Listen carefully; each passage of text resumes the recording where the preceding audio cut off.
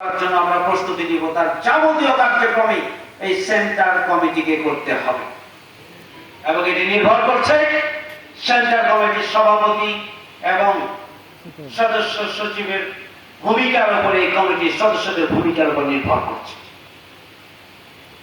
প্রিয় ভাইরা, আমাদের এক নাম্বার কাজ,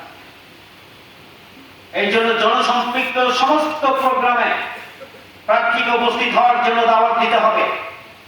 প্রার্থী চেষ্টা করবেন নিজ দায়িত্বে উপস্থিত হওয়ার জন্য। আমাদের কাউন্সিলর প্রার্থী যারা রয়েছেন তারাও উপস্থিত হওয়ার জন্য চেষ্টা করবেন। প্রার্থীদেরকেও আপনারা, কাউন্সিলর প্রার্থীদেরকেও আপনারা দাওয়াত দেবেন। জনসম্পৃক্ত যত প্রোগ্রাম আছে সবগুলো প্রোগ্রামে আপনারা দাওয়াত দেবেন। এক নাম্বার কথা শেষ। দুই নাম্বার হচ্ছে যে আপনারা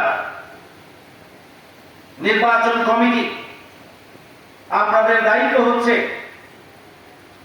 এখানে আপনার সেন্টারের আওতায় যতগুলো প্রভাবশালী ব্যক্তি আছে তাদের তালিকা তৈরি করতে হবে।